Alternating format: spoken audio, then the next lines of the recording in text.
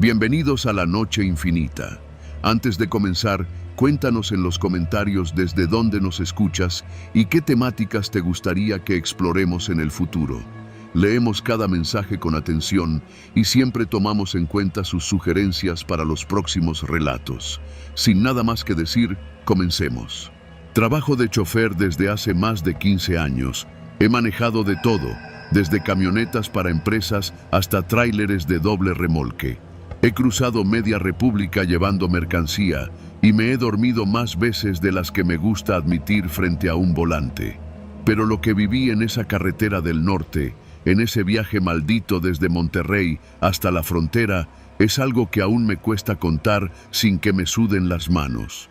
Todo empezó en el patio de maniobras de la base de transportes donde trabajo, en el municipio de Apodaca. Ese día no estaba en turno. Había pedido descanso porque mi esposa estaba enferma, pero como pasa siempre en este trabajo, el descanso solo existe si nadie más la riega.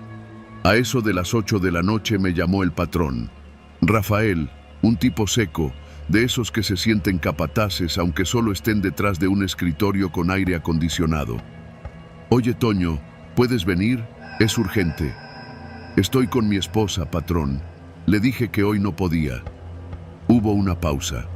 Luego su voz cambió, más firme. Mira, este viaje está pagado por gente pesada, ¿sí me entiendes? Ya dije que tú lo ibas a hacer, no hay marcha atrás. Solo es una entrega, derecho hasta la frontera, salida esta noche. No me gustó ni tantito el tono ni lo que insinuaba, pero sabía cómo era el negocio. A veces los viajes se pagan con efectivo en mano y sin factura, y a nosotros, los choferes, ni nos toca preguntar. Mientras paguen y el remolque venga sellado, uno se traga sus dudas. Me presenté en la base poco después. Era una de esas noches calientes de septiembre en Monterrey, con ese aire pesado que huele a pavimento caliente y humedad. Me dieron un tráiler refrigerado, sin rótulos, sin logos, solo una caja blanca cerrada, con sello en la compuerta trasera y sin documentos de carga visibles. ¿Qué es?, pregunté, mientras firmaba la bitácora. Carga delicada. No te pares en ningún punto de revisión que no sea federal. No abras la caja, no hables con nadie. Al llegar a la bodega en Nuevo Laredo, llama al número que está pegado en el tablero. Te van a dar indicaciones. No era la primera vez que me hablaban así. Pero sí era la primera vez que el patrón tenía tanta prisa y tan poco interés en darme detalles. Ya ahí debía haberme negado, pero necesitaba la lana. Salí de Apodaca poco antes de las 10 de la noche. Tomé la carretera libre hacia Sabinas Hidalgo y después agarré rumbo a Nuevo Laredo. Me esperaban al amanecer, así que tenía tiempo de sobra, pero me advirtieron que no me detuviera, que hiciera el recorrido sin paradas. Ni para mear, me dijeron. Ni modo, me aguanté. A la altura del kilómetro 60, noté las primeras cosas raras. Una camioneta blanca me venía siguiendo desde hacía rato. A veces se rezagaba, luego se emparejaba de nuevo. No traía placas. Me puse tenso, pero decidí no hacer nada. Sabía que a veces las escoltas discretas existían. Gente de la misma empresa que cuida que el encargo llegue. Pero nadie me había avisado de eso. Ya eran cerca de las 12 cuando el primer retén improvisado apareció en la carretera. Unas camionetas atravesadas, dos tipos con chalecos de esos fosforescentes, sin logos oficiales. Me bajé el vidrio solo un poco. ¿Qué llevas? Carga refrigerada, pa' frontera. ¿Quién te manda? Les di el nombre del patrón. Se miraron entre ellos y uno me dijo, pásale, pero no agarres por lampazos, sigue por la libre. No hagas paradas. Otra advertencia más. Me empecé a sentir observado, como si todo el mundo supiera más de mi carga que yo. Me paré en la gasolinera de Vallecillo solo a llenar el tanque sin apagar el motor. Cuando fui al baño, un tipo se me acercó. Llevaba gorra baja, lentes oscuros y me dijo, tu carga no debe llegar. Date la vuelta y desaparece. Es un favor. Me quedé helado. Quise preguntarle quién era, pero ya se había ido. Entró a una Cherokee negra y desapareció como si se lo hubiera tragado la noche. Subí al tráiler con el corazón en la garganta. Me temblaban los dedos al encender el radio. Llamé al patrón. No contestó. Llamé a su número personal. Nada. Me tragué el miedo. Tenía que seguir. Pero ya era claro que algo andaba muy mal.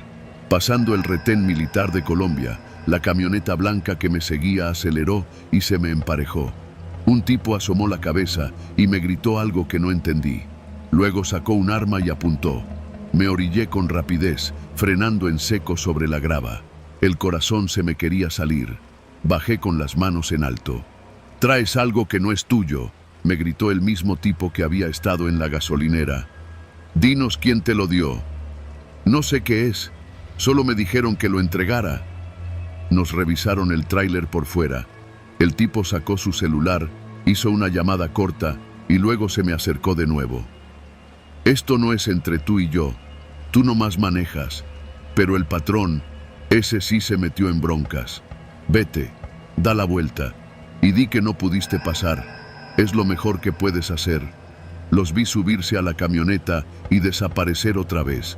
Ahí fue cuando supe que si intentaba entregar esa carga, no regresaría. Manejé en sentido contrario, con las luces apagadas durante varios kilómetros. Paré en una gasolinera cerrada y me estacioné detrás. Llamé a un primo que trabaja en la Guardia Nacional. Le conté lo poco que sabía. Me dijo que la gente con la que se había metido mi patrón no era cualquiera, que la frontera estaba caliente por un cargamento que se había perdido y que yo podía estar transportando algo que valía más que mi vida. Me aconsejó dejar el tráiler en un punto visible, con las llaves puestas, y desaparecer. No denunciar, no declarar, solo desaparecer. Eso hice. Al amanecer, dejé el tráiler en un paradero para tráileres rumbo a Sabinas Hidalgo. Apagué el motor, metí las llaves debajo del asiento y me subí a un autobús hacia Saltillo. Apagué el celular. Me fui a casa de un compadre que vive en Parras y no usé mi número en varios días. 3 días después, un amigo me avisó que Rafael, el patrón, apareció muerto en su oficina. Le dispararon a quemarropa. Dijeron que fue un ajuste de cuentas. La empresa cerró y varios choferes fueron interrogados. Uno de ellos, el que me recomendó para ese viaje, desapareció también. Nunca supe qué llevaba esa caja refrigerada. Pero desde entonces aprendí algo. Cuando alguien te dice que es gente pesada, no es una frase, es una sentencia. A veces en este trabajo, no hacer la entrega es la única forma de sobrevivir. Yo sigo manejando, pero ya no de noche, y nunca más sin saber qué llevo detrás.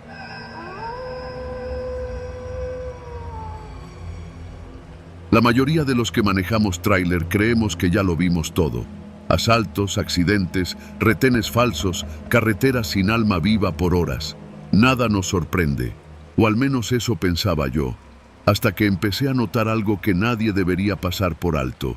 Un GPS que no era mío, escondido en la defensa trasera. Todo empezó hace poco, mientras cubría una ruta larga entre Monterrey y Mexicali. Eran poco más de 2000 kilómetros en línea recta, cruzando desiertos, ciudades fantasmas, retenes reales y otros que no tanto. Salí al amanecer desde Escobedo, con la caja cargada de electrodomésticos nuevos, directo a una tienda en Baja California. Tenía 3 días para entregar. Mi nombre es Manuel, tengo 48 años y desde los 20 estoy metido en cabinas. Lo mío no es hablar mucho, pero a veces uno tiene que sacar lo que guarda. Esa mañana, la cabina estaba ordenada. Llevaba mi termo de café, la radio encendida en un noticiero de fondo y la ruta marcada en el GPS de siempre, uno viejo pero confiable. A las pocas horas ya estaba cruzando Zacatecas. Todo parecía normal. Hasta que, la segunda noche, pasando un tramo desértico antes de llegar a Santa Ana, noté que el GPS marcaba una desviación rara. La voz del dispositivo, con ese tono monótono, me dijo: «En 500 metros, gire a la derecha». Lo ignoré. No había ni camino a la derecha. Solo arena, mezquites y sombras alargadas bajo la luz tenue de mis faros. Pensé que era un error del aparato. Aún así, la instrucción volvió a sonar 1 hora más tarde. Otra vez, gire a la derecha. Apagué el dispositivo, pero algo ya se me había quedado en la cabeza. Me detuve a dormir en un paradero discreto, al lado de una gasolinera cerrada. Ni alma viva cerca. Me acomodé en la litera trasera de la cabina, como lo hacía siempre. Pero esa noche dormí mal. Sentía que algo me estaba observando. No sé si fue la quietud del desierto o el eco de mis propios pensamientos. A las 5 de la mañana me levanté. Revisé el tráiler como siempre. Aceite, presión de llantas, sellos de la carga. Todo estaba bien, o eso creí. Fue cuando revisaba la parte trasera que lo vi. Un pequeño aparato negro, pegado con cinta industrial por debajo de la defensa trasera. Tenía una luz roja apenas visible. No era parte del sistema de rastreo de la empresa. Yo conocía bien ese modelo. Este era otro, mucho más pequeño, más discreto. Se me congeló la sangre. Lo arranqué de golpe y lo metí en una bolsa. Lo abrí con mi navaja, como pude. Adentro, un módulo GPS con batería interna. Estaba transmitiendo coordenadas. Alguien me estaba siguiendo. Pero, ¿quién? Pensé en los robacargas. Pero este viaje no lo había anunciado en redes, ni siquiera llevaba mercancía particularmente valiosa. Además, si querían robarme, ¿por qué no lo hicieron en los primeros 1000 kilómetros? ¿Y por qué darme rutas falsas? Tomé mi celular y marqué a un amigo de la central, Ricardo. Le conté lo que encontré. Él me pidió que fuera directo a Mexicali sin detenerme más, que no hiciera contacto con nadie en el camino y que les avisara si pasaba algo extraño. Seguí manejando, pero ahora todo me parecía raro. El siguiente retén federal, por ejemplo. Me hicieron señales de alto, pero el uniforme del primero que se acercó tenía mal el escudo. Lo noté al instante. En vez de Guardia Nacional, decía Guardia Federal, algo que ya no se usaba desde hacía años. No me detuve. Seguí de largo. Me persiguieron unos metros en una pick-up blanca, pero se detuvieron. Era un retén falso. Las manos me sudaban en el volante. Empecé a notar que, cada vez que pasaba por un pueblo abandonado o zonas sin cobertura, el GPS del tráiler, el bueno, el oficial, se apagaba por unos segundos, como si alguien más estuviera intentando interceptarlo. Esa noche, decidí dormir con la puerta cerrada con seguro. Apagué todas las luces y desconecté la batería secundaria. Me sentía vigilado. A la mitad de la madrugada, desperté. Escuché pasos, muy suaves, afuera de la cabina. Me quedé en silencio absoluto. No me moví, solo escuchaba. Alguien se acercó. Rasparon la puerta con algo metálico. Luego escuché un golpe seco. Y después, nada. Silencio absoluto. Me armé de valor. Abrí la cortina de la cabina y miré por el parabrisas. Nadie. Pero al ver por el retrovisor derecho, me di cuenta de algo que me puso el corazón en la garganta. En la parte trasera del tráiler había una camioneta negra estacionada, sin luces, sin placas, y no era una ilusión. Cuando encendí la cabina para moverme, la camioneta arrancó también y me siguió, sin luces, sin acelerar mucho, pero ahí estaba, a unos 20 metros detrás. Intenté despistarla. Me metí por una brecha entre los matorrales, una desviación no oficial que conocía desde años atrás. Me tomó casi una hora de maniobras, pero la perdí. O eso pensé. Cuando llegué al último punto de revisión, antes de entrar a Mexicali, me detuvieron los federales de verdad. Revisión normal. Pero uno de ellos, un tipo canoso, me hizo una pregunta que me congeló. ¿Usted es Manuel? ¿Viene desde Escobedo? Asentí. Entonces el oficial me mostró algo. Una hoja impresa con mi foto. No una foto oficial. Era una captura de cámara, desde arriba, como de dron. ¿Sabe que alguien anda rastreándolo? Le conté lo del GPS. Me dijo que no era el primero, que varios choferes estaban siendo marcados con dispositivos parecidos, que era una nueva forma de cacería. ¿Cacería?, pregunté, sin entender. No es solo por la carga, me dijo. Hay grupos que están cazando personas, trailero por trailero. Algunos no lo entienden hasta que ya es tarde. Te marcan, te siguen, te estudian. Si te sales de ruta, te dejan ir.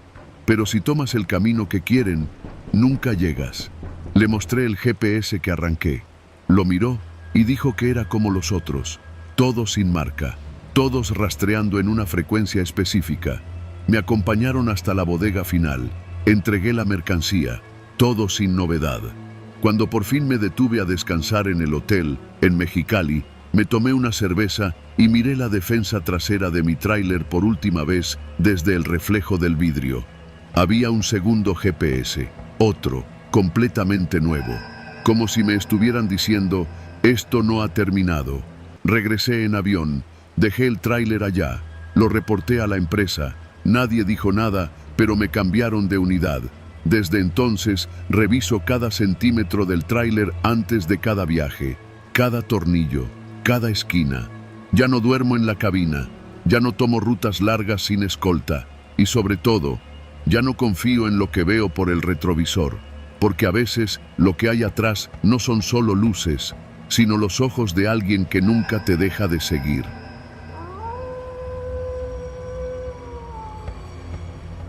Soy chofer de tractocamión desde hace más de 20 años. No es una vida fácil, pero paga las cuentas y me da cierta libertad que otros trabajos no ofrecen.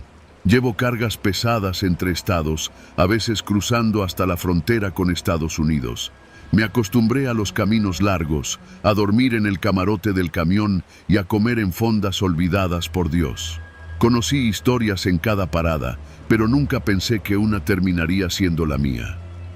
Todo comenzó una madrugada mientras circulaba por la carretera federal 190, saliendo de Oaxaca hacia Puebla.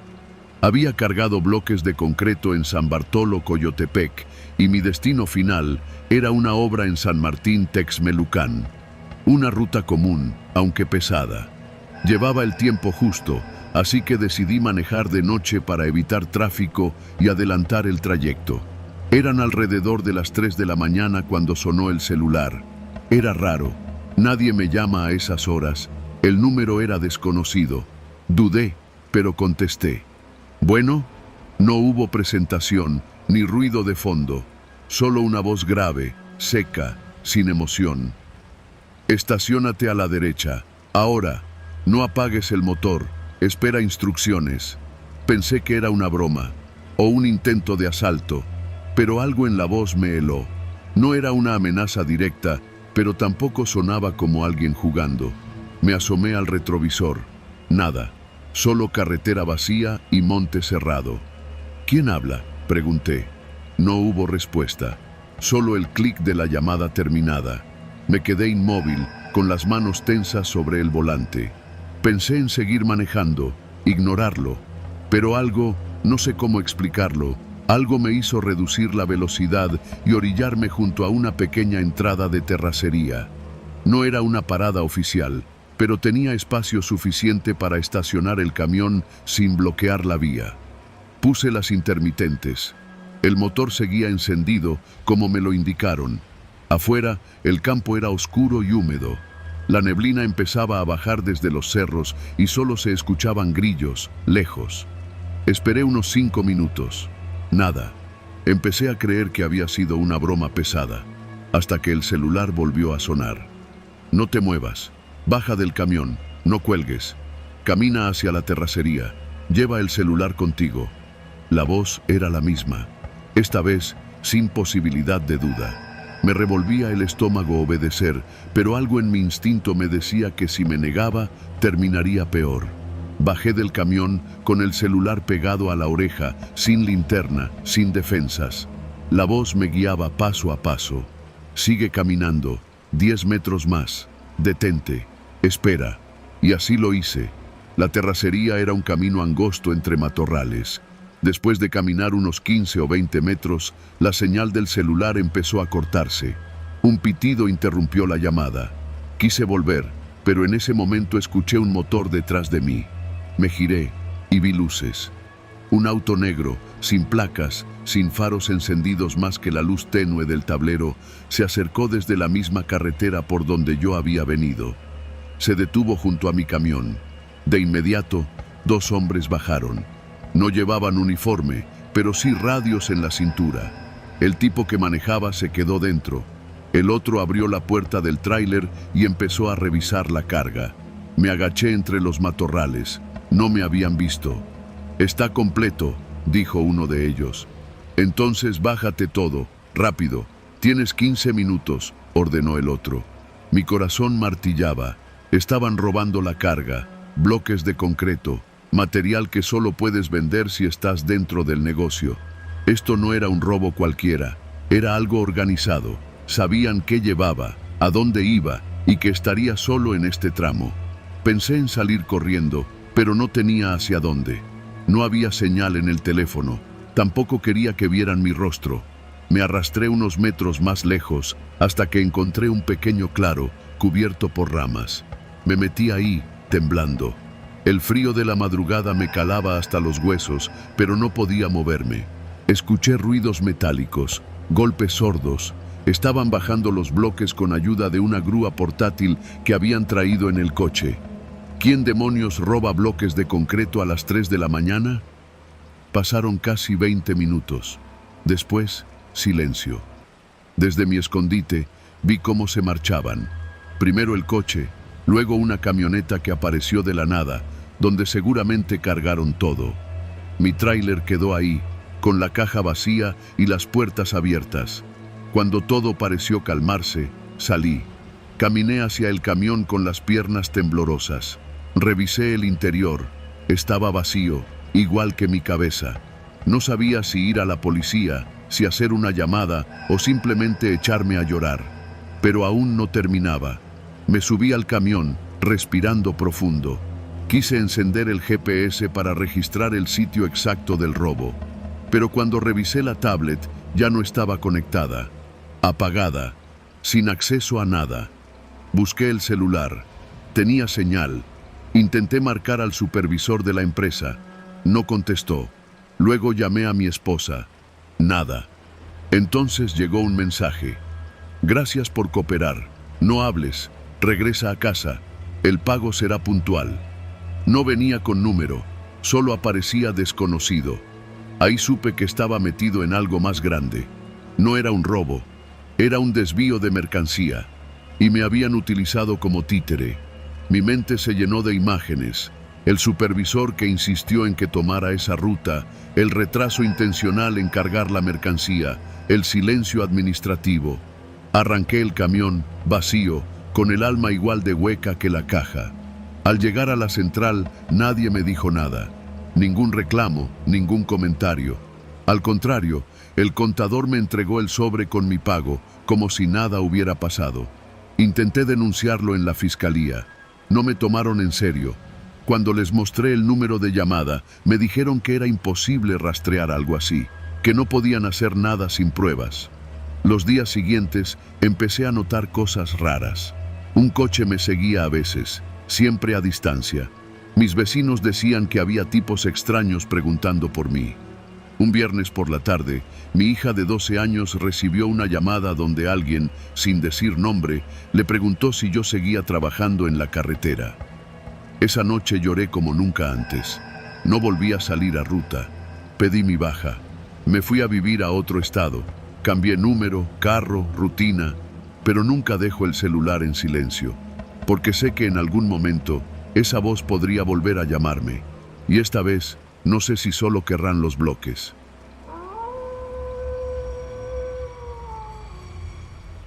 Dicen que el miedo verdadero no empieza con un grito, sino con un silencio que no sabes cómo interpretar. Me llamo Oscar y llevo más de 15 años manejando tráiler por todo el país. De día, la carretera puede ser dura, pero de noche es otra cosa. Las rutas cambian, el aire se vuelve más denso, la oscuridad te hace pensar cosas que no deberían cruzarte la mente. Pero lo de aquella noche, en la carretera entre Monclova y Monterrey, no lo inventó mi cabeza, fue real, y estuve a nada de no contarlo. Eran alrededor de las 11 de la noche. Salí de una planta acerera con una carga de rollos de lámina industrial rumbo a Apodaca. Iba en una Freightliner roja, de esas que ya traen el GPS integrado y cámaras al frente. Todo en regla, pero había algo que no me cuadraba. Al salir de la planta noté que un Tsuru gris se incorporó detrás de mí y no me rebasó ni una sola vez en los primeros 30 kilómetros. A veces lo perdía de vista y luego volvía a aparecer, como si estuviera jugando con mi espejo retrovisor. Pasé el kilómetro 35 y consideré detenerme en un Oxxo, pero la sensación no era de sed o cansancio. Era otra cosa, como una presión que se te mete entre los hombros, como si tuvieras un presentimiento pero no lo entiendes del todo. Decidí seguir.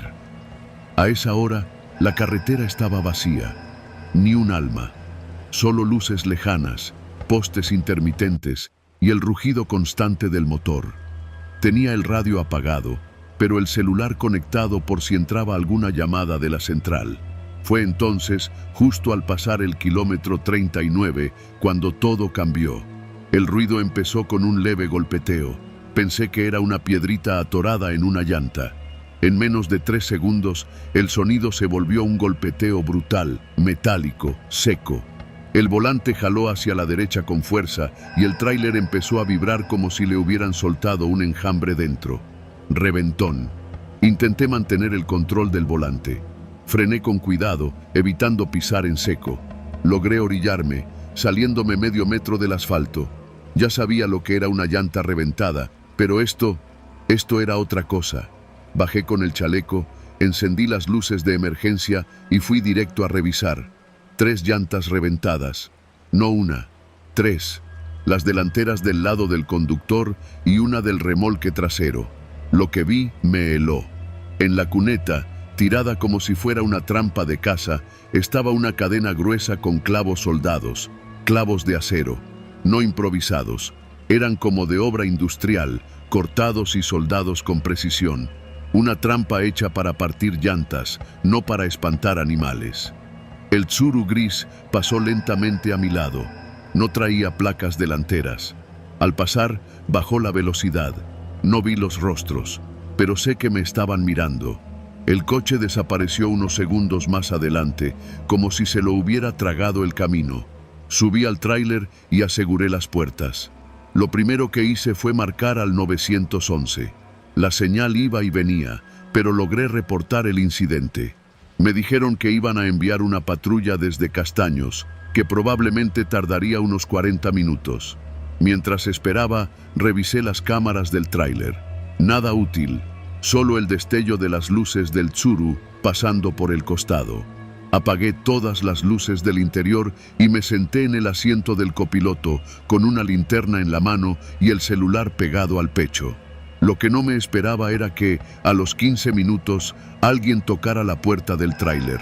No fue un golpe fuerte, fue un golpe seco, 3 veces, en la lámina de la cabina. Toqué el claxon con fuerza y grité: «¡Ya viene la patrulla, cabrones!». Silencio. Y luego, pasos.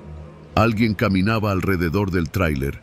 Se detuvieron del lado del remolque, donde no había buena visibilidad desde la cabina. Apagué todo, hasta la respiración. Escuché cómo jalaban una puerta, intentaban abrir el compartimento trasero. Pasaron unos 10 segundos que parecieron minutos. Después, un golpe más fuerte. Intentaron forzar la cerradura con algo metálico. Me bastó para saber que no estaban ahí por accidente. Y no era para robar una televisión ni una caja de botellas. Era otra cosa. Me asomé por el retrovisor de la derecha. No vi a nadie, pero oí algo más inquietante. Un clic suave, repetitivo. Estaban intentando romper el candado de seguridad. Y tenían herramientas para eso. Saqué mi navaja. No era gran cosa, pero era lo único que tenía. El Tsuru volvió a aparecer. Se estacionó unos metros adelante. Esta vez bajaron 2 personas. Vi sus siluetas recortadas por las luces traseras. Uno traía lo que parecía una lámpara, el otro un tubo largo, quizá una barra para palanca. Comenzaron a caminar hacia la cabina. La mente empieza a irse cuando el miedo te supera. Pero lo que hice fue meter la llave, encender la ignición sin mover el tráiler, por miedo a dañar más las llantas, y encender el claxon como si fuera una alarma. No sé si fue eso, o el ruido de una patrulla lejana, pero los 2 hombres se detuvieron. Uno se volteó, el otro se agachó, como si ocultara algo. Empezaron a correr, no hacia el coche, hacia los matorrales al otro lado de la carretera. El Tsuru arrancó en reversa y luego se dio la vuelta. pasó zumbando junto a mí y desapareció hacia el sur. La patrulla llegó unos 10 minutos después. Los oficiales eran jóvenes, pero se notaba que sabían a lo que venían. Uno de ellos, al ver la cadena con clavos, chasqueó la lengua. Otra vez, ya es la cuarta en esta zona, siempre entre el kilómetro 37 y el 40. Le pregunté si habían agarrado a alguien. No, pero hay rumores de que son parte de un grupo que se dedica a vaciar tráileres. Nunca lo hacen al azar. Siguen vehículos desde las salidas industriales, ponen las trampas y esperan a que el conductor baje o se quede vulnerable. Tomaron fotos, levantaron un acta y me ofrecieron escolta hasta la base más cercana. Me remolcaron hasta una pensión de carga en un ejido. Ahí pasé la noche, encerrado en la cabina, sin dormir, con los oídos en alerta y la mano en la navaja. Días después, me llamaron de la central, revisaron las cámaras, confirmaron que el Tsuru había estado siguiéndome desde antes de salir de la planta. Me dijeron que lo mejor era que tomara una ruta alterna a partir de ahora. Me ofrecieron descansar, pero me negué. Seguí manejando, porque eso es lo que hago. Pero nunca más volví a pasar por el kilómetro 39 de noche. Nunca más ignoré esa presión en el pecho. Y cada vez que veo un Tsuru gris sin placas, me sudan las manos y me viene el recuerdo del golpe seco en la puerta del tráiler. Porque el miedo real no es el que te imaginas, es el que deja rastro.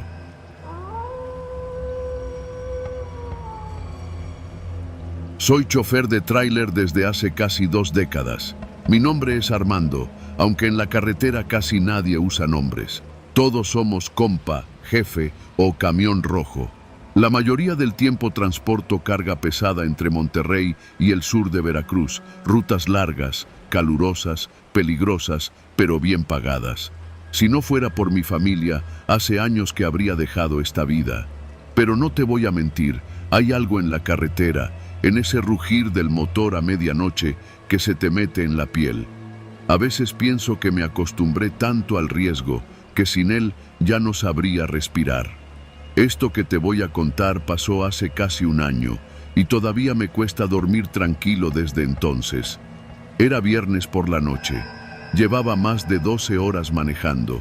Había salido de Córdoba, rumbo a Monterrey, con un cargamento de estructuras metálicas para una obra en Apodaca.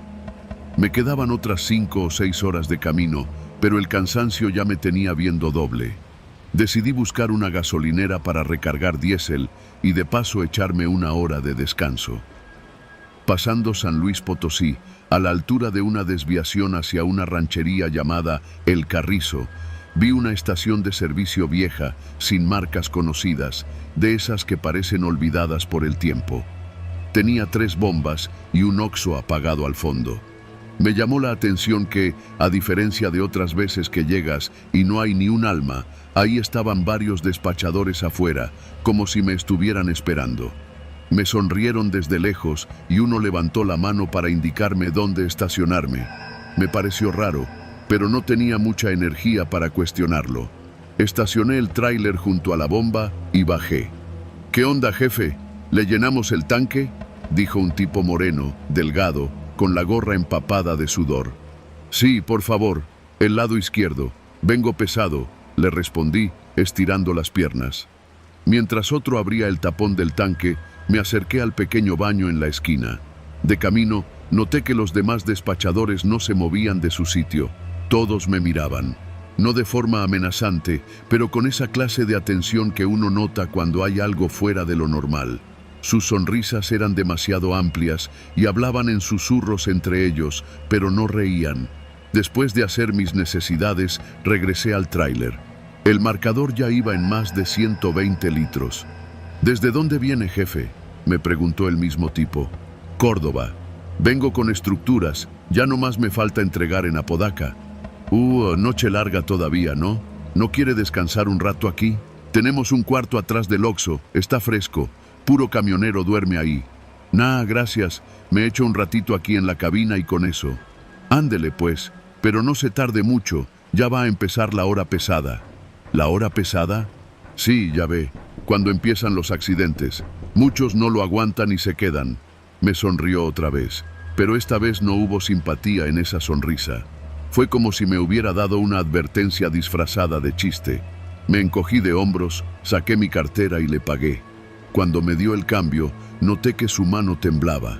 No por frío ni por cansancio, era como si estuviera nervioso, pero no de mí, del lugar. Ya me estaba subiendo a la cabina cuando vi algo por el retrovisor.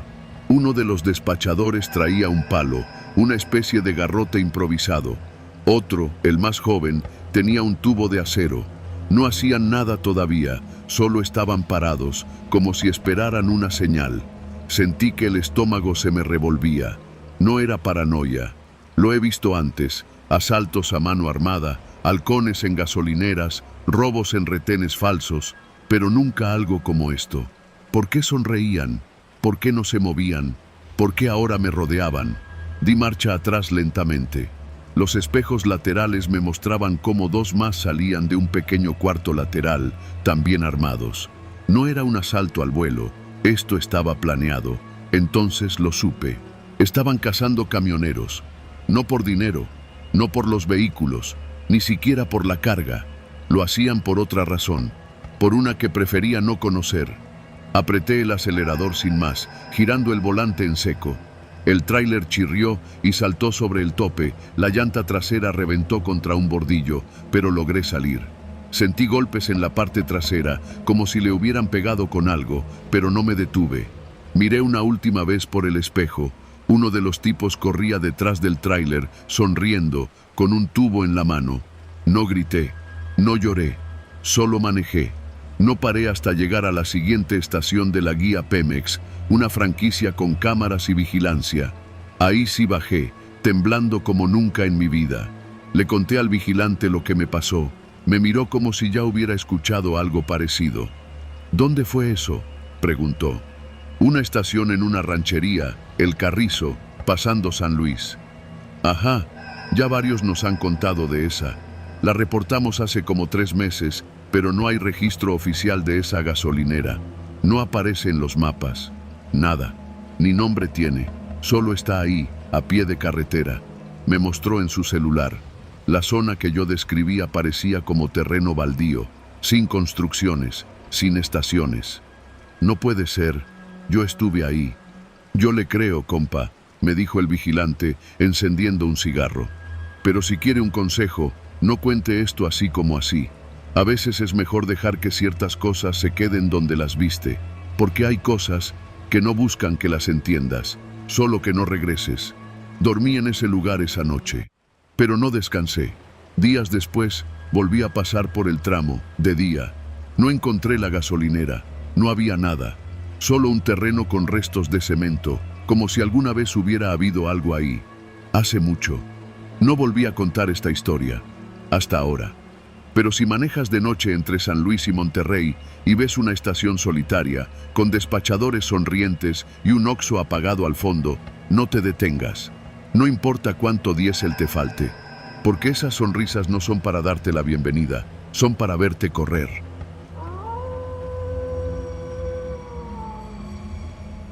Soy de esos que prefieren no hacer demasiadas preguntas. Aprendí que mientras más sabes, más te conviertes en un estorbo, y en el negocio de los transportes, un estorbo no vive mucho. Me llamo Aurelio Ortega y llevo más de 15 años manejando tráileres por las carreteras de México. Desde los límites de Sonora hasta los embarques del puerto de Veracruz, he cruzado casi todos los estados, durmiendo en paraderos olvidados por Dios, comiendo en fondas donde lo que te sirven no siempre es comida, y lo que te miran no siempre son ojos. Esta historia ocurrió hace menos de un año, en una ruta que ya había hecho muchas veces, de Sinaloa a Puebla. Una ruta larga, pero segura. O eso creía.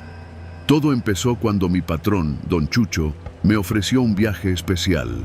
Me llamó directo al celular, sin usar la central, y me citó en su oficina dentro de la bodega en Culiacán. Era raro que hiciera eso. Cuando llegué, ya me estaba esperando con su eterna camisa de manta, su reloj grueso de oro y ese aliento a cigarro rancio que ni el café lograba disimular. Este encargo es delicado, Aurelio, me dijo, sirviéndose un mezcal. Vas a llevar costales de maíz a un molino en Tehuacán. Todo normal, pero necesito que no le abras ni uno solo. ¿Me entendiste bien? Ni uno. Lo miré sin parpadear. ¿Y el peso?, le pregunté. Porque si me para la Guardia Nacional y traigo el doble del maíz, me cae la multa. Y si me hacen abrir, no te van a parar, me interrumpió con una sonrisa torcida. Ya está todo arreglado. Solo no te desvíes de la ruta. Nada de paradas largas, nada de hablar con otros choferes. Tú manejas, entregas, cobras y regresas. Te tengo un bono de 30,000 si lo haces como debe ser. 30,000. Aún con el presentimiento revolviéndome el estómago, acepté. En este trabajo uno se acostumbra a la línea borrosa entre lo legal y lo que no lo es tanto. Y si algo entendí hace años es que el maíz siempre huele igual, pero lo que hay debajo puede oler a pólvora. El camión ya estaba listo cuando llegué a la bodega al día siguiente. Era un Freightliner blanco, viejo pero resistente, con doble remolque. Cargado hasta el tope con costales marcados con el logo de una empresa agrícola que no me sonaba.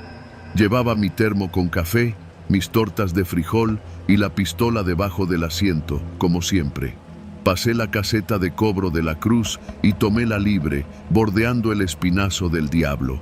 El sol caía a plomo sobre el asfalto y el tráiler vibraba como si se quejara del peso. Todo se sentía raro. No solo el encargo, yo mismo, mi cuerpo. Una especie de ansiedad sin origen claro. No había dormido mal, no me dolía nada, pero tenía esa sensación, como cuando sabes que algo malo va a pasar, pero no sabes cuándo. Para cuando crucé Durango, ya iba decidido a revisar la carga. Me detuve en un camino de terracería, alejado de la autopista, y estacioné la mole cerca de un mezquite viejo. Bajé con cuidado, con el machete colgado del cinturón, por si las víboras. Caminé hacia la caja, corté las ligas de uno de los costales y abrí. Primero vi el maíz, normal, blanco, suelto. Hundí la mano, y entonces la sentí, una superficie metálica, fría, oculta justo debajo de la capa superficial. Saqué unos cuantos granos hasta que apareció el contorno de algo cuadrado, pesado. Un fusil, de los largos, automático. Me quedé helado. Revisé otros 3 costales al azar, lo mismo. Metralletas, piezas de rifles, hasta cargadores. Todo cubierto con una capa superficial de maíz, como una coartada improvisada. Esto ya no era un encarguito, esto era contrabando de alto calibre.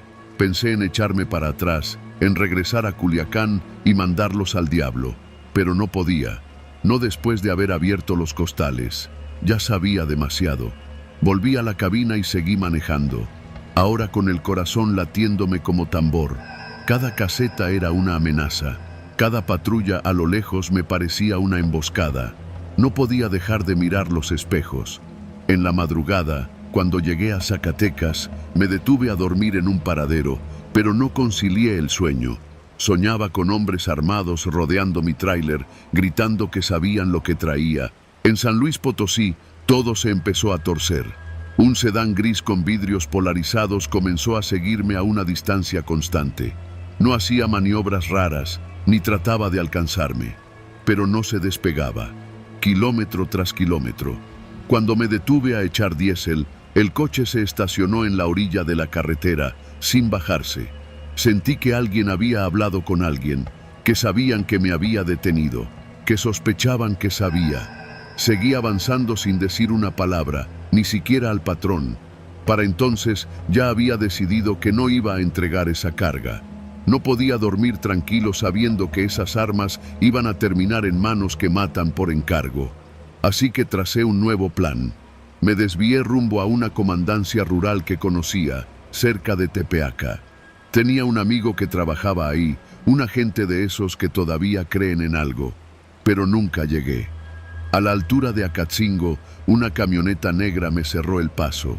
Yo no sabía cuántos iban dentro, pero salieron 6 tipos armados con chalecos tácticos, ni uniforme ni placas, solo miradas frías y movimientos entrenados.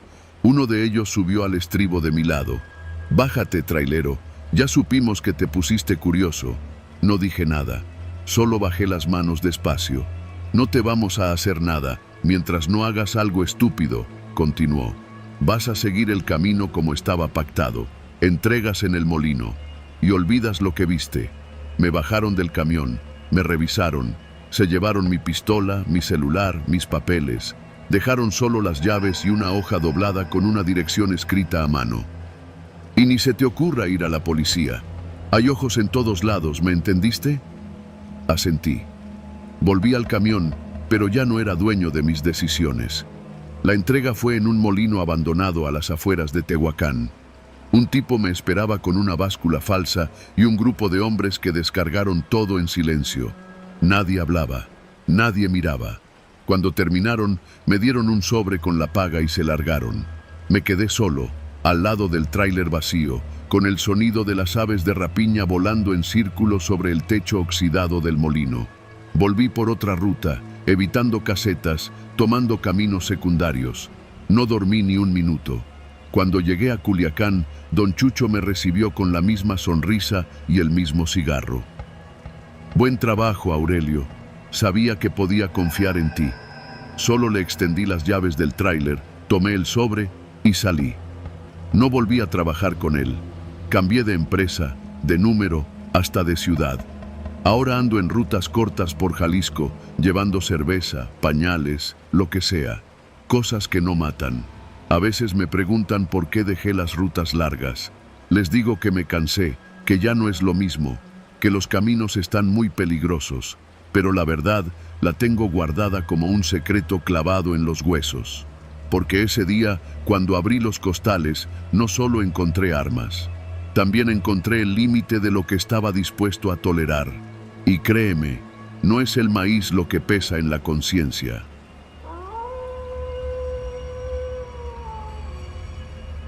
Mi nombre es Gabriel Mena. Tengo 45 años y desde que cumplí los 20 he sido chofer de tráiler. Llevo el diésel en la sangre. Me ha tocado dormir en las orillas del desierto, comer en fondas perdidas en medio de la sierra, ver el amanecer desde la cabina con los ojos hinchados de cansancio. He cruzado la frontera más veces de las que puedo contar y conozco cada tramo del país mejor que mi propia casa. Pero si algo me enseñaron los años al volante, es que los caminos no están hechos solo de asfalto. A veces hay rutas que no aparecen en ningún mapa y otras que nadie debería tomar, por más que estén bien señaladas. Todo empezó hace poco más de un año, en un viaje largo desde San Luis Potosí hasta Tapachula. Una ruta pesada, de más de 1500 kilómetros, y con la carga que llevaba, máquinas industriales para una planta, no me podía permitir prisas. Me dieron 4 días para entregarla, y como buen perro viejo, decidí arrancar desde el amanecer para ganar tiempo. La primera noche dormí en un paradero entre Córdoba y Coatzacoalcos. El segundo día crucé Villahermosa, y como estaba haciendo buen tiempo, avancé más de lo planeado. Ya había pasado Ocosingo cuando decidí detenerme. Eran casi las 9 de la noche, y la carretera se empezaba a volver un trazo solitario y oscuro entre la selva baja. Me estacioné en una gasolinera cerrada, de esas que ya nada más tienen una tienda pequeña con luces parpadeantes y un baño con llave amarrada a una botella vacía. Mientras revisaba las llantas del remolque, otro tráiler se estacionó a unos metros. Era un Kenworth rojo, de esos viejitos pero bien cuidados. El chofer se bajó y me saludó con la mano. Le respondí por cortesía. ¿Descansando?, me preguntó mientras se acercaba. Un rato. Ya le saqué ventaja al reloj, pero mañana viene lo feo, le dije. ¿Vas pa' Tapachula? Simón, entrego en la zona industrial. Yo también. Salgo ahorita en un rato. Si quieres, rodamos juntos. Es mejor ir de 2, por si las dudas. No me pareció mala idea. Era noche cerrada, y los caminos en Chiapas no son precisamente los más seguros. Le pregunté su nombre. Dijo que se llamaba Mauro, que era de Puebla, que llevaba frutas. Me cayó bien. Tenía la cara picada por el sol y los ojos de alguien que ha pasado más noches en carretera que en su cama. Le dije que necesitaba media hora más para descansar y que luego lo alcanzaba. Mauro asintió, me palmeó el hombro y volvió a su tráiler. En cuanto cerró la puerta, apagó las luces. El motor seguía encendido. Cuando volví a la cabina, algo me incomodó, pero no sabía qué era. Pensé que tal vez era el cansancio o el hecho de que la gasolinera estuviera tan sola, pero no había ninguna señal extraña. Nada. Me acomodé, puse el despertador del teléfono y cerré los ojos. No dormí más de 20 minutos. El rugido del Kenworth saliendo de la gasolinera me despertó. Me tallé los ojos, me lavé la cara con agua del garrafón y arranqué. Apenas pasados 15 kilómetros, lo vi otra vez. Mauro me estaba esperando a un costado del camino, con las intermitentes puestas. Le toqué el claxon, él me devolvió un par de ráfagas y los dos arrancamos. Rodar en pareja tiene algo tranquilizador.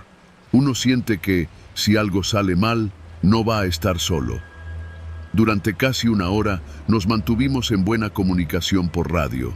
Mauro contaba anécdotas, preguntaba por rutas alternas, me decía que más adelante había un atajo que conocía. ¿Un atajo?, pregunté, ya con cierta reserva. Sí, después de Las Rosas. Es una desviación que te ahorra unos 40 kilómetros, carretera libre, pero sin tráfico. Eso me hizo dudar.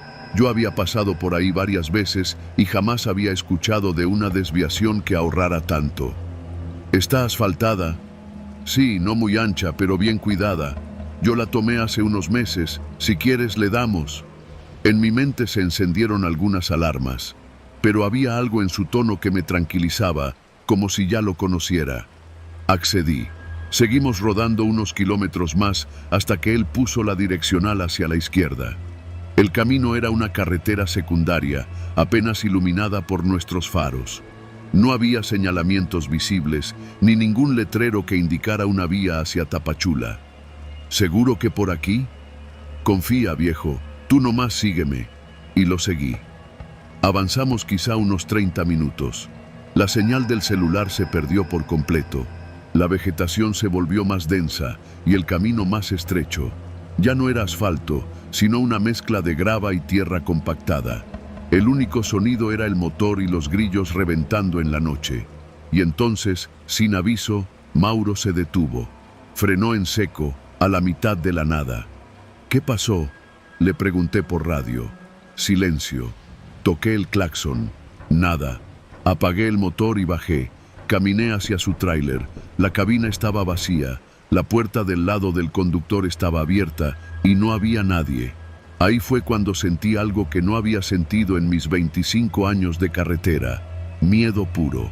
No el miedo que se siente cuando te detienen unos federales en plena madrugada o cuando se te revienta una llanta en una curva. Era otra cosa. Una sensación helada, profunda, animal. Revisé con la lámpara el área cercana. Nada. Ni un solo ruido aparte de los míos. Regresé al tráiler, giré el volante con cuidado y me di la vuelta. Cuando estaba por subir de nuevo a la carretera principal, un pick-up se atravesó frente a mí, sin luces, sin placas. De él bajaron dos hombres armados, con pasamontañas. Intenté retroceder, pero ya era tarde. Uno golpeó la ventana con la culata del rifle. «¡Bájate, pendejo!», gritó. Lo hice. Me tiraron al suelo. Me patearon las costillas y revisaron la carga. Por un momento creí que me iban a matar ahí mismo, pero algo los hizo detenerse. Uno de ellos, el que parecía el líder, revisó los papeles de la carga y murmuró algo como: «Esta no es». Discutieron un par de minutos entre ellos. Luego, sin decir nada más, se subieron a la pick-up y desaparecieron en la oscuridad. Yo me quedé ahí, tirado, respirando con dificultad, temblando. Me tomó casi una hora recobrar el aliento suficiente para volver al volante. Regresé lentamente a la carretera y cuando recuperé la señal, llamé a la central. Fingí una falla técnica. No mencioné lo del atajo, ni al tal Mauro. Lo más extraño es que cuando pregunté por él entre otros choferes, nadie lo conocía. Nadie había escuchado su nombre, ni su tráiler, nada. Era como si nunca hubiera existido. Desde esa noche, no vuelvo a seguir a nadie, por más confiable que parezca. Y cuando paso por ese tramo, siempre acelero. Porque entiendo ahora que hay caminos que no llevan a ningún lado. Caminos que son trampas, Y a veces, el conductor que te invita a rodar no está buscando compañía, está buscándote a ti.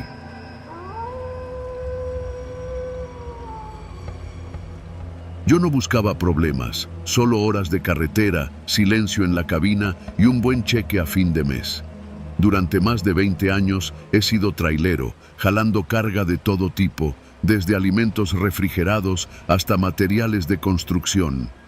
No soy hombre de muchas palabras, pero esta historia tengo que sacarla del pecho, porque aunque no pasó hace tanto, todavía me despierto en la madrugada con el corazón reventándome el pecho y las luces rojas del tablero parpadeando en mi mente.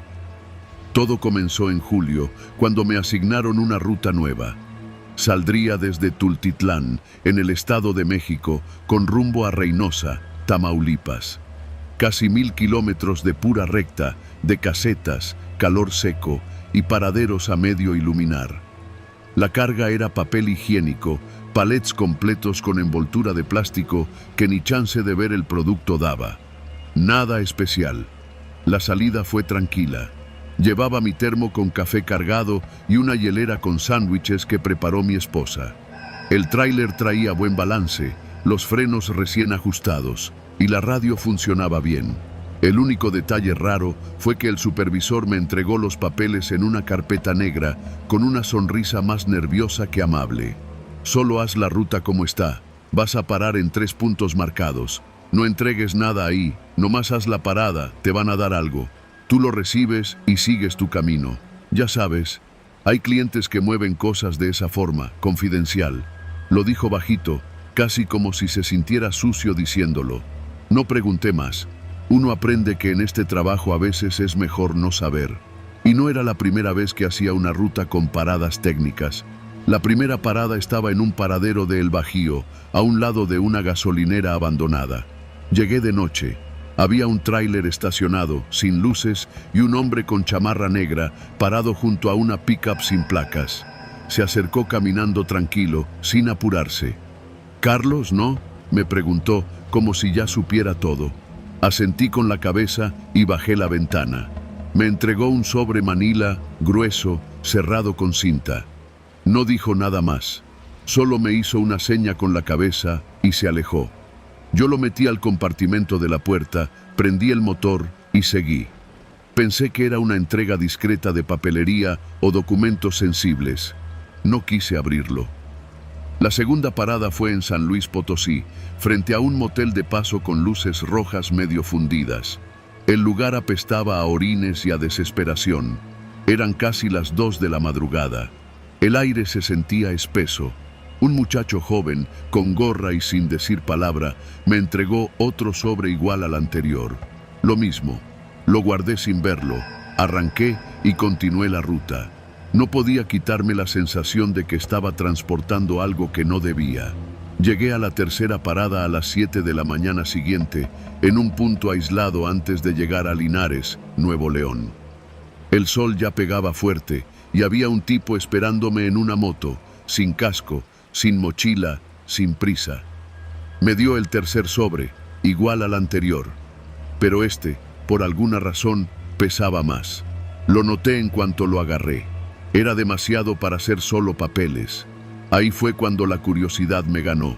Cuando el tipo se fue, tomé el sobre y lo abrí.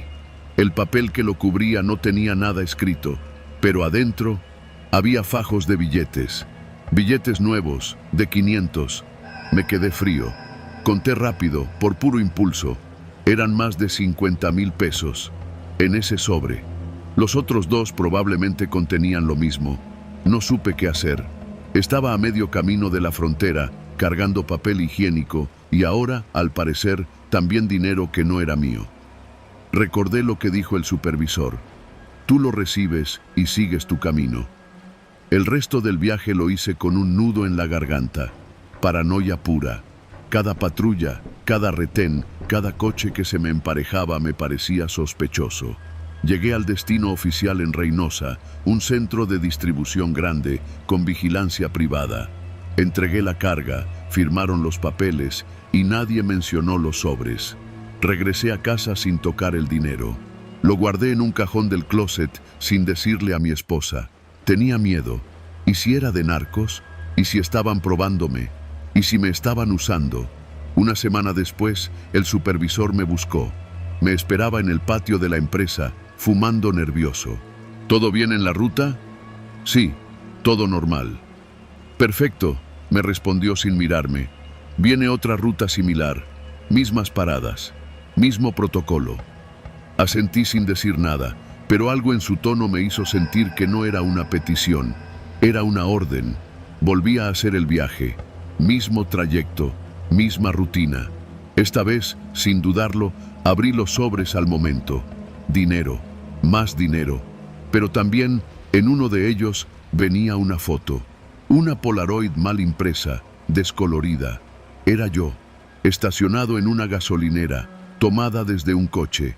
Me temblaron las manos, no había instrucciones, no había amenazas escritas, solo la imagen. El mensaje era claro, me estaban vigilando. Volví a casa y no dormí bien en semanas. Soñaba con coches siguiéndome, con hombres en pasamontañas entrando a mi casa. Pensé en denunciar. Fui hasta la Fiscalía de la Ciudad de México, pero me detuve en la puerta. ¿Qué iba a decir? ¿Que recibía sobres con dinero y que me tomaban fotos? Me iban a meter en más problemas. Y si quienes estaban detrás de esto eran quienes yo imaginaba, terminaría peor. Mi vida empezó a cambiar. Me volví más paranoico. Cambié de ruta en mi trayecto diario, compré cámaras para la casa y cada vez que alguien se me quedaba viendo más de la cuenta, me latía el pecho con violencia. En el tercer viaje no me entregaron sobres, solo miradas largas y sonrisas silenciosas. En la segunda parada, el muchacho de gorra me dio una caja pequeña envuelta con cinta canela. No pregunté, la metí en la cabina y seguí. En la última parada, el tipo de la moto me entregó otro sobre, esta vez con menos dinero, pero con algo más. Un celular viejo, sin chip. Al encenderlo, solo había una imagen en la galería, la fachada de mi casa, con mi esposa barriendo el patio. La fecha era del día anterior. Me quebré. Esa noche lloré como no lo hacía desde que murió mi madre. Sentí que ya no tenía salida. Después del cuarto viaje, renuncié. Apagué el celular, vendí el tráiler, cambié de número, de casa, de todo. Me vine a vivir a una comunidad pequeña en Zacatecas, donde nadie me conoce. Mi esposa cree que fue por un infarto leve que me dio, porque sí, me dio uno, y por eso dejamos la ciudad. A veces sueño con el sonido de los motores, con los sobres Manila, con la mirada de ese tipo en la moto. En la televisión, las noticias de siempre, decomisos, levantones, desaparecidos. Nunca se menciona nada de camioneros ni de rutas sospechosas, pero yo sé que sigue pasando, que a otro lo reemplazaron ya, que cada semana alguien más está en esa ruta, con las manos temblando al recibir un sobre que no pidió, y yo solo espero que nunca me vuelvan a encontrar.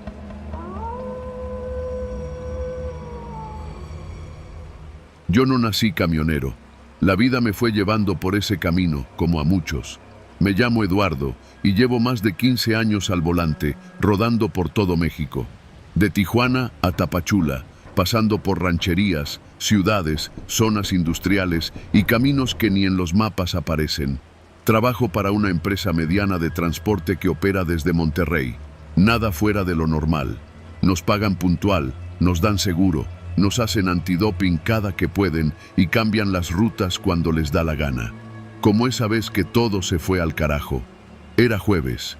Recuerdo bien porque al día siguiente tenía pensado pasar por San Luis a ver a mi hija, que vive con su mamá desde que nos separamos. Me habían asignado una ruta sencilla, Monterrey-Querétaro, sin escalas. Carga ligera, entrega al día siguiente en la mañana. Un viaje de rutina. Ya tenía la caja enganchada, el camión lleno de diésel y el GPS actualizado cuando me entra una llamada del despacho. Oye, Lalo, hubo cambio de última hora. Te van a mandar la nueva ruta al WhatsApp, me dice Brenda, la de tráfico, sin darme chance de protestar. Es una entrega urgente, nos cayó de rebote y tú eres el único que ya está en carretera. ¿Pero a dónde es?, pregunté con el mal presentimiento que te da cuando te quieren encajar algo feo. Vas a dejar una parte del cargamento en un punto de transferencia, en El Doctor, un pueblo que está cerca de Cadereyta de Montes, en Querétaro, pero por la sierra. Y luego lo que reste, directo a una bodega en la estancia, rumbo a San Juan del Río. Ya había pasado por ahí antes, aunque solo por la carretera federal. El Doctor es una comunidad pequeña, pegada al monte, entre cañadas y caminos polvorientos. Lo que me incomodó fue que me pidieran usar una brecha secundaria para llegar, en lugar de tomar la autopista. Más corto, dijeron, más rápido. A los 10 minutos me llegó el mapa. No era Google Maps, era un pin en una imagen descargada. Eso ya era raro. Pero con tal de terminar rápido el viaje y llegar a ver a mi hija, le metí el acelerador. La primera parte del viaje fue sin problemas. Llegué a la desviación que me marcaba el nuevo mapa como a las 9 de la noche. Ya estaba oscuro. Y no solo oscuro, vacío. Era un tramo de terracería que salía de la carretera y se internaba entre cerros. Ni una luz, ni un poste, ni un alma. Me paré unos segundos. Apagué el motor. No había señal, ni en el teléfono ni en la radio de la empresa. Solo el zumbido del motor enfriándose y el croar de los sapos en algún arroyo lejano. Puse el camión en baja y me adentré. Al principio todo bien. El camino estaba angosto, pero transitable. Había marcas de llantas recientes. Después de unos 5 kilómetros, empecé a ver basura quemada a los lados. Latas de cerveza, bolsas negras abiertas con restos de algo que preferí no identificar. Seguí manejando, aunque cada vez más tenso. A los 11 kilómetros, según el odómetro, vi algo que no debía estar ahí. Una bota tirada a media brecha. Me detuve. Era una bota de trabajo, de esas que usamos muchos en carretera. Tenía tierra fresca en la suela. Más adelante, vi otra, y luego otra. Me bajé. Con el foco de cabeza iluminé a los lados del camino. El monte se abría a una especie de claro. Había una cruz de madera, improvisada, clavada junto a un árbol. No era la primera vez que veía eso. En carretera es común. Pero esta tenía una bolsa negra amarrada, de las de basura, y estaba inflada, como si dentro tuviera algo. No quise tocarla. Regresé al camión. Pero cuando abrí la puerta, me llegó un olor fuerte, ácido, como de carne vieja mezclada con cloro. Seguí adelante. El mapa marcaba que a 3 kilómetros más encontraría la bodega. Pero eso no era una bodega. Era un terreno cercado con malla ciclónica, con una caseta sin luz y una entrada bloqueada con tambos. Me bajé otra vez. Toqué el claxon 2 veces. Nadie salió. De pronto, una voz me gritó desde dentro. «Bájate del camión y camina hacia la caseta». No vi quién lo dijo. Solo escuché. Oscuro como estaba, apenas se alcanzaba a distinguir la silueta de una camioneta vieja estacionada junto a la caseta. «No traigo señal, vengo de parte de Transporte ZR», grité. «Lo sabemos, baja y quédate ahí». Obedecí. Cuando estuve cerca de la caseta, salió un tipo. No traía uniforme ni gafete, tampoco parecía un bodeguero, estaba armado. No una pistola de cinturón, una larga, con cargador extendido. No me apuntó, pero no la escondía tampoco. «Apaga el camión y deja las llaves en el asiento», ordenó, sin mirarme directamente. Lo hice. Entonces, desde dentro del terreno salió otro, también armado, también sin uniforme. Abrieron la caja sin decirme nada y comenzaron a bajar unos bultos. No había montacargas. Lo hicieron entre ellos, rápido, como si llevaran prisa o miedo. Yo me quedé parado, esperando que me dijeran si ya me podía ir, si firmarían algo, lo que fuera. Pero nadie hablaba. Uno de los tipos se me acercó y me dijo en voz baja: «Tú no viste nada, no digas a dónde viniste, y si vuelves, te vamos a reconocer. Aquí no entran 2 veces». Asentí sin hablar. «Ve derecho a San Juan, no te detengas en El Doctor, no preguntes por nadie». Subí al camión y me fui. El diésel alcanzaba, la cabeza no. En el retrovisor, los hombres se quedaron viendo mientras me alejaba. Sentí que la caja iba más ligera. Me pregunté qué había sido esa entrega. No quise imaginarlo. De regreso a la carretera, al pasar por el tramo donde vi la cruz, noté algo nuevo, o algo que no había visto al llegar. Al borde del claro se veían más cruces, muchas, algunas caídas, otras clavadas de forma improvisada. Eran docenas. Algunas tenían ropa vieja colgada. No era un lugar de descanso, era un campo de muerte. Llegué a San Juan del Río casi a las 2 de la mañana. No dormí. Me estacioné en un lugar iluminado, frente a una tienda de conveniencia, con cámaras. No quería estar solo, no quería estar oscuro. A la mañana siguiente llamé a la empresa. ¿Dónde demonios me mandaron anoche?, pregunté a Brenda. Hubo silencio. No tenemos registro de ese tramo, Lalo. Tú debiste seguir directo a Querétaro. No hay ningún punto de entrega registrado en Cadereyta. ¿Cómo que no? Me levanté de golpe, el corazón golpeando fuerte. ¿Y el mensaje? ¿La bodega? Revisé el sistema. A ti nunca se te reasignó la ruta. Lo último que tenemos tuyo es la ruta estándar, sin cambios. No dije más. Colgué.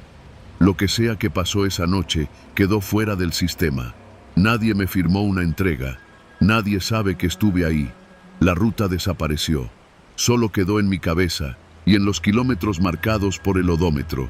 Desde entonces, cuando voy en carretera y paso por zonas rurales, miro con atención los terrenos baldíos, las brechas sin nombre, los cerros solitarios, porque sé que ahí siguen, los que reciben los bultos, los que bajan cosas en la oscuridad, los que entierran en silencio, bajo cruces sin nombre. Y sé también que esa noche estuve demasiado cerca de convertirme en uno de ellos.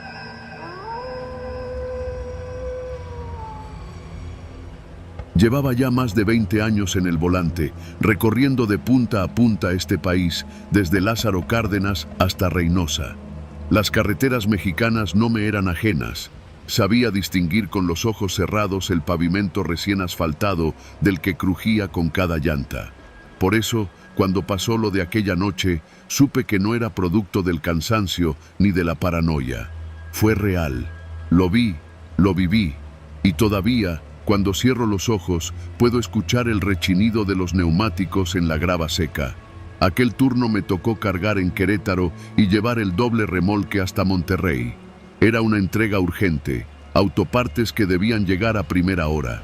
Mi patrón me había pedido que saliera directo, sin parar en las pensiones habituales. Nada de dormir en Matehuala. Dale de corrido, me dijo. La empresa paga el doble si llegamos antes de las 8. Así que salí del parque industrial a eso de las 8 de la noche, con la cabina llena de café soluble y música norteña sonando bajito. Para cuando pasé San Luis, ya eran cerca de las 11, y lo recuerdo bien porque estaba considerando parar en una gasolinera para ir al baño y comprar más agua. Pero justo en ese tramo, entre los cerros y la oscuridad, vi unas luces en el retrovisor. Eran las luces inconfundibles de una patrulla. No me puse nervioso. No iba rápido, tenía mis papeles en regla y llevaba todo en orden. La patrulla no me rebasó, solo se mantuvo atrás, a una distancia prudente. Al principio pensé que era coincidencia, pero tras varios minutos, cuando bajé velocidad para que pasara, no lo hizo. Solo se mantuvo allí. Me empezó a parecer extraño. Decidí comunicarme por radio con otros camioneros. Puse el canal de siempre. ¿Alguien me copia? Aquí el Tiburón, rumbo a Monterrey, altura del kilómetro 150. Una voz respondió, ronca, como de alguien fumando. Adelante, Tiburón, ¿qué sucede? Me sigue una patrulla desde hace rato, no se me pega, pero tampoco se va. ¿Hay algún retén por aquí? Negativo, dijo la voz, tras una pausa. Desde hace días no hay operativos por esa zona. Aguas, que eso está raro. Eso me dejó helado. El radio quedó en silencio, como si los demás también estuvieran conteniendo el aliento. Miré de nuevo por el retrovisor. Ahí seguía la patrulla. No podía distinguir número ni logotipo, solo los faros blancos y la luz intermitente azul que de vez en cuando destellaba. Me empezó a entrar un sudor frío, pero me obligué a mantener la calma. Tal vez era una patrulla nueva, o de esas que no tienen placas visibles. Aún así, algo no me cuadraba. Decidí seguir. En el camino no había desviaciones cercanas y detenerme en la nada no era opción. Pasaron otros 15 o 20 minutos. La patrulla seguía atrás. Entonces algo cambió. Se me emparejó, como si quisiera detenerme. Bajé velocidad. En eso, la voz del radio volvió, esta vez más urgente. «Tiburón, ¿sigues en el tramo Matehuala-San Luis?» «Sí», respondí de inmediato. «Kilómetro 164, más o menos». «Detente en la siguiente gasolinera, no sigas. Esa patrulla no es de las nuestras». El corazón se me fue al suelo. «¿Cómo que no es de las nuestras? ¿Cómo sabes eso?» «Esa unidad ya la han visto varios, pero nunca nadie la ha podido identificar. Se aparece en este tramo y a veces desaparece sin dejar rastro. Algunos dicen que la han seguido hasta dentro de las pensiones, pero cuando checas bien, no tienen número de unidad, ni placas, ni oficiales adentro». «¿Y qué quieren?», pregunté, sintiendo cómo me temblaban las manos. La radio quedó muda. Me empecé a poner nervioso. Las llantas crujían contra la línea de vibración y el volante me pesaba. Decidí no detenerme en medio de la carretera. Unos kilómetros adelante había una gasolinera Pemex. Planeaba meterme ahí, donde hubiera gente, cámaras, luces. La patrulla seguía emparejada. No podía ver el interior. Los vidrios eran oscuros como brea. Me aventé a mirar de reojo por la ventanilla. Sentí un frío seco. El parabrisas del vehículo estaba opaco, como sucio por dentro. No había siluetas, ningún movimiento, nada. Cuando llegué a la gasolinera, entré directo al área de los camiones. Había 2 tráileres más estacionados. Apagué el motor, me bajé de inmediato y caminé al mini súper. No miré atrás. No quise ver si la patrulla también se había detenido. Dentro del mini súper, el encargado, un chavo de unos 25 años, me notó alterado. «¿Todo bien, jefe? ¿Lo venían siguiendo?» Asentí y traté de explicarle lo poco que entendía. «Una patrulla sin placas. Me viene escoltando desde hace como media hora». El chavo frunció el ceño. Salió de la caseta, miró hacia la carretera y se encogió de hombros. «Aquí no hay patrullas, jefe. Nadie ha entrado». «¿Cómo que no? Acabo de llegar, venía junto a mí. Me acompañó hasta el camión. No había nada, ni luces, ni motor, ni rastros de polvo levantado. La carretera estaba vacía, solo el zumbido del viento en los arbustos secos. Lo siguiente fue raro. El chavo me llevó de nuevo a la tienda y me mostró algo. Esto pasó hace 2 semanas. Mira». En su celular me enseñó un video de las cámaras de la gasolinera. Era de noche, mismo tramo, mismo ángulo.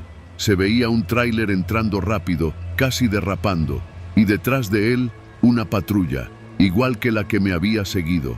Pero en el video, en cuanto el tráiler cruza la entrada, la patrulla desaparece, así, de golpe. Un cuadro está, el siguiente ya no. ¿Eso es truco de edición?, le pregunté, sintiendo que algo me apretaba el pecho. «Ojalá», dijo él, y por primera vez le vi miedo verdadero en los ojos. «No eres el primero que llega así». Me quedé allí casi 1 hora. Tomé agua, revisé el camión, traté de mantener la mente clara. Ya no me animé a seguir solo. Por suerte, otro trailero, un ruco apodado El Cholo, también iba para Monterrey.